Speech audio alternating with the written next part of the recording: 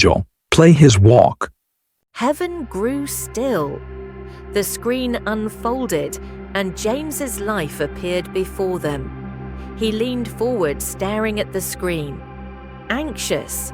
But before the first moment played, he froze, because his reflection stared back at him from the screen, and on the screen, his brown eyes now burned a haunting green.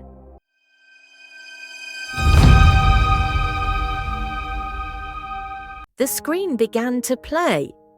James and Stefan were born to the same mother. They grew up in a Christian home where prayer and worship were a part of daily life. From an early age, James discovered he had a strange grace for prayer. He could spend hours on his knees, lost in intercession. And when he prayed, things shifted, situations turned, burdens lifted. There was a power behind his petitions. Heaven responded swiftly when James prayed. Stefan, on the other hand, carried a prophetic grace. As a boy, he saw open visions.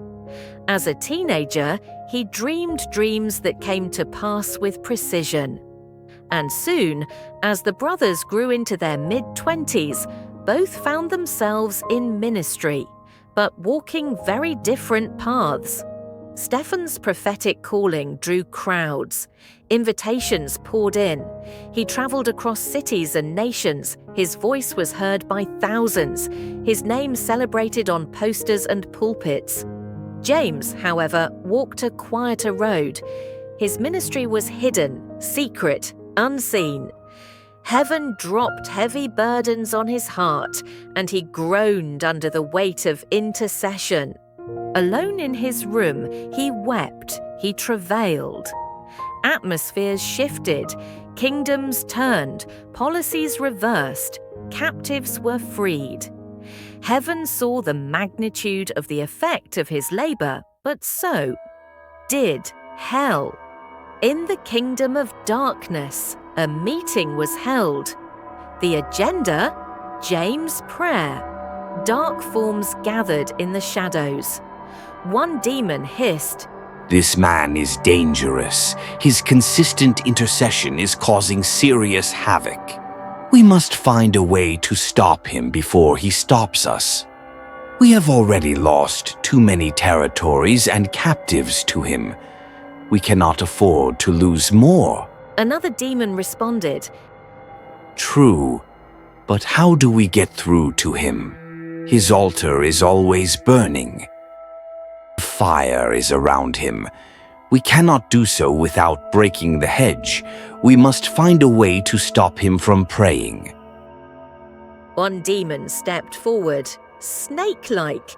His eyes glowed with a devilish green color. He said, "I am envy. The first murder ever known was orchestrated by me. I have divided brothers, destroyed marriages, dethroned kings. I will kill his altar and make him break his hedge with his own hands." "How?" another asked. Envy smirked. "I will whisper in his voice. I will tell him no one notices his labor. I will make him compare himself to his brother. I will make him desire fame over faithfulness, human recognition over heavenly reward. His brother will be my pawn. I will plant jealousy in his heart, then take root myself. Once I dwell there, I will summon my brothers, resentment, bitterness, and finally, murder."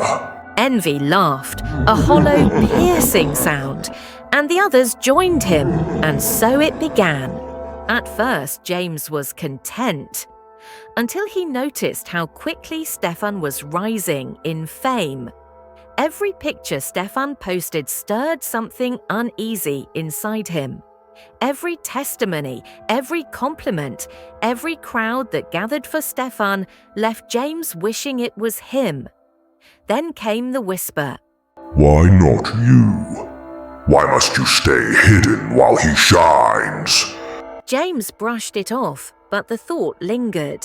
I wish one day I'll be a recognized minister like my brother. It began as a mild wish, but slowly the wish hardened into envy. He no longer only desired what Stefan had, he began to despise Stefan for having it. In his mind, Stefan was doing too much. Yet in his heart, James still longed to stand in his brother's shoes. The screen flickered. James's eyes burned a deeper green. Envy's grip tightened. Envy grew into resentment. James could no longer stand the sight of his brother. Scrolling past Stefan's posts, he felt anger. Hearing his name honored, he clenched his fists. Why must I spend hours laboring in prayer, yet no one recognizes me? It's not fair. The resentment deepened and became bitterness. By then, James had stopped praying. The burdens still fell on his spirit. Heaven still trusted him with assignments, but he refused to respond. He had stopped praying. The demons cheered. What's the use? No one sees me. No one applauds me. His once vibrant prayer life fell silent. Lukewarmness spread. His heart unguarded. The devil planted seeds. Dark thoughts took root, murderous ones. Thoughts of silencing his brother, of taking his place. Like Cain, he imagined striking down the one he envied most. But mercy intervened. Before James's thoughts became intent, his life was cut short. Stefan lived on, spared by heaven's hand, as James stood instead before the judgment seat. The screen went dark, and the judge spoke.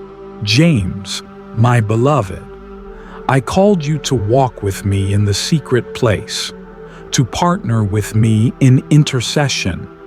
When you prayed, governments shifted, nations were preserved, generations were shaped, curses were broken. Your hidden labor carried weight that even your brother's crowds could not match. In my kingdom, the unseen intercessor is not smaller than the prophet on the stage. Both are my servants. Both receive their due reward when faithful. James, I do not measure greatness by who is seen, but by who is faithful. You desired applause, yet all of heaven once applauded when you prayed. You sought the stage, yet I gave you my throne room. You were a watchman on the walls. I trusted you with the nations. You traded eternity for visibility, and envy robbed you of the crown meant for the faithful. The screen shifted. James watched the moments when he was still faithful, moments when his prayers had changed the course of nations. A civil war halted, an epidemic reversed, a demonic council scattered. He fell to his knees, weeping. I threw all this away. For what? For fame? For recognition? The screen went silent. James's glowing eyes dimmed into sorrow, and he realized then envy is not a small sin.